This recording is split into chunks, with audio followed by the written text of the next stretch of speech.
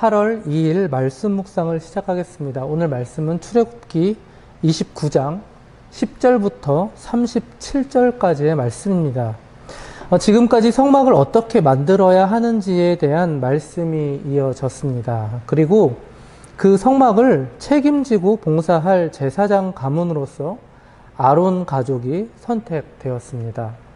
그리고 그들이 입을 옷은 어떠해야 하는지에 대한 말씀이 계속 앞장에서 이어졌죠. 그리고 이어서 오늘 본문은 이들이 실질적으로 거룩한 봉사에 임할 수 있도록 하는 위임식 절차가 소개되고 있습니다. 거룩한 봉사에 임하기 위해서는 이들에게 가장 먼저 필요했던 것이 있었는데요. 바로 거룩이었습니다. 그래서 위임식 절차 중에는 속죄제, 번제, 화목제 등의 제사가 있었습니다.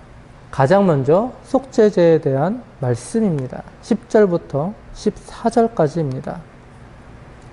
너는 숫송아지를 회막 앞으로 끌어오고 아론과 그의 아들들은 그 송아지 머리에 안수할지며 너는 회막 문 여호와 앞에서 그 송아지를 잡고 그 피를 내 손가락으로 제단 뿔들에 바르고 그 피 전부를 제단 밑에 쏟을지며 내장에 덮인 모든 기름과 간 위에 있는 꺼풀과 두 콩팥과 그 위에 기름을 가져다가 제단 위에 불사르고 그 숫소의 고기와 가죽과 똥을 진 밖에서 불사르라.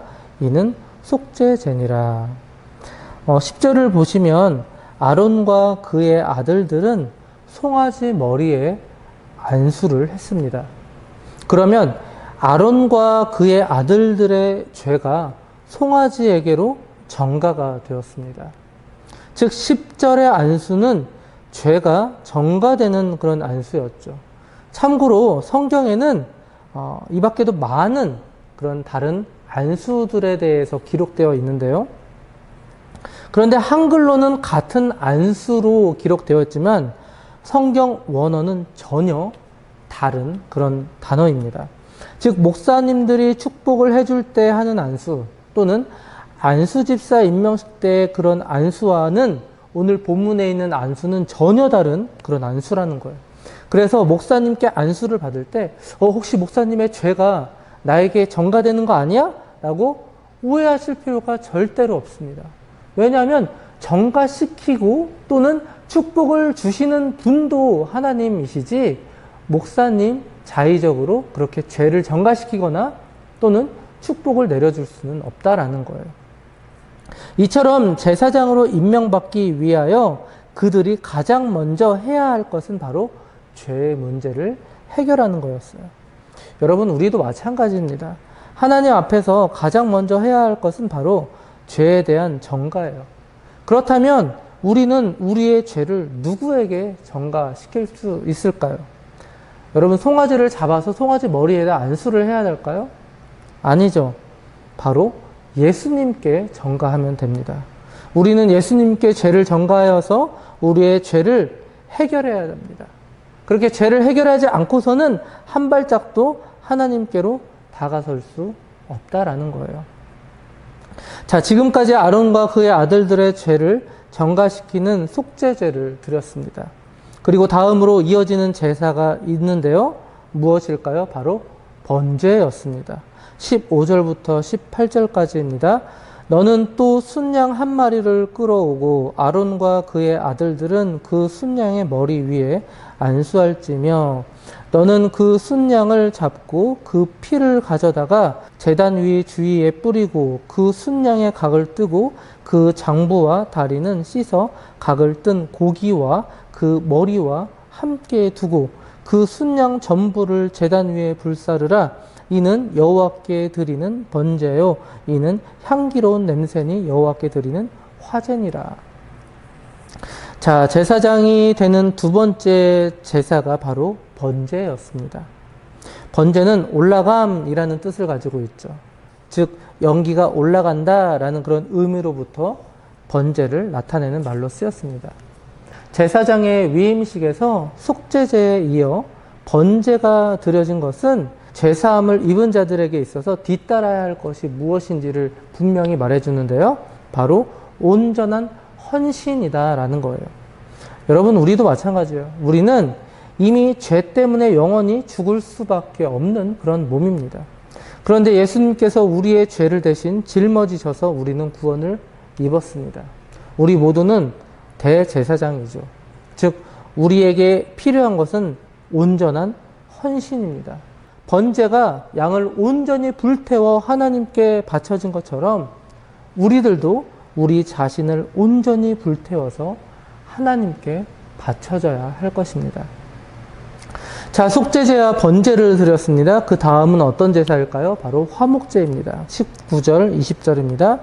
너는 다른 순양을 택하고 아론과 그의 아들들은 그 순양의 머리 위에 안수할지며 너는 그 순양을 잡고 그것의 피를 가져다가 아론의 오른쪽 귓부리와 그의 아들들의 오른쪽 귓부리에 바르고 그 오른손 엄지와 오른발 엄지에 바르고 그 피를 제단 주위에 뿌리고. 그런데 참 독특하죠.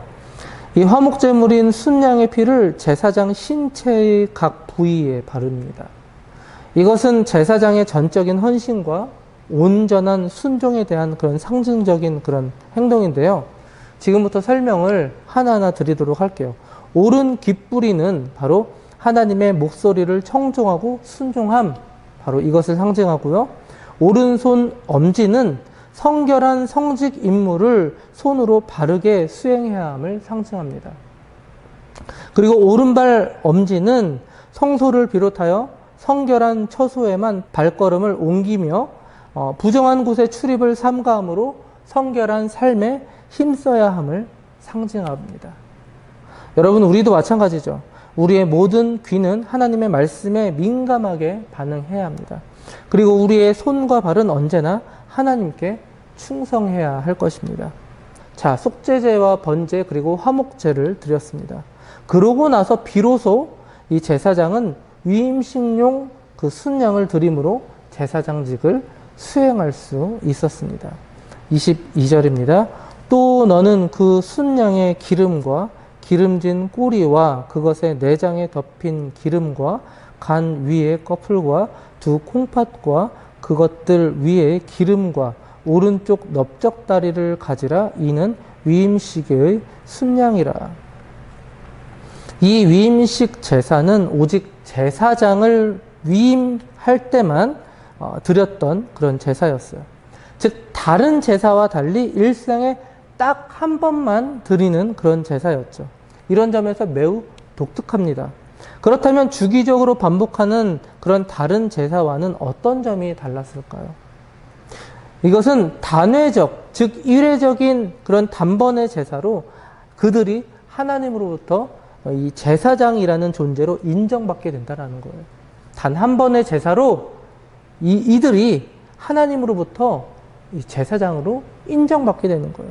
단번에 일어나는 이런 일시적 사건으로 인하여서 거룩하지 않은 사람이 하나님 앞에서 거룩한 제사장으로 바뀐다라는 겁니다. 그 사람 자체가 바뀐다는 것이 아니라 하나님으로부터 인정받게 된다라는 거예요. 여러분, 우리도 마찬가지입니다. 하나님 앞에 이 죄를 고백하고 온전한 헌신을 다짐했던 우리는 하나님으로부터 대제사장으로 임명을 받았습니다. 그리스도의 보혈의 피로 단번에 거룩한 자들이 되었습니다. 죄의 신분에서 거룩한 신분으로 바뀐 것입니다. 이런 변화는 우리 힘으로는 절대로 불가능하죠. 오직 하나님만이 하실 수 있습니다. 하지만 명심해야 합니다. 하나님께서는 우리의 존재를 단번에 근원적으로 거룩하게 하셨습니다. 이것은 전적으로 하나님의 일입니다. 그렇다면 우리의 일이 존재한다라는 거예요. 하나님은 단번에 일하셨지만 우리는 평생의 삶을 향기로운 제물로 날마다 드려져야 합니다. 날마다 회개하고 날마다 온전한 헌신의 삶을 지속적으로 다짐해야 할 것입니다. 계속해서 말씀을 전하도록 하겠습니다. 한편 이 대제사장직은 특수직이었는데요. 즉 종신 세습제였기 때문에 아론이 죽은 후에는 그 직분을 장자가 계승하게 되었습니다. 그런데 직분만을 물려주는 것이 아니었어요. 이 대제사장만이 입을 수 있었던 그 성의까지 물려받을 수 있었습니다. 다시 말해서 대제사장의 의복은 후임자를 위해서 새롭게 만드는 것이 아니라 이처럼 전임자의 것을 물려받았다라는 거예요. 마지막 29절입니다. 아론의 성의는 후에 아론의 아들들에게 돌릴지니 그들이 그것을 입고 기름 부음으로 위임을 받을 것이며, 그리고 또 한 가지 위임식도 아론이 했던 것 그대로 다시 재현해야 했습니다. 왜냐하면 아론이 죽은 뒤에 이 제사장으로 임명받게 될 이 아론의 이 아들들은 여전히 일반 제사장이었기 때문이죠.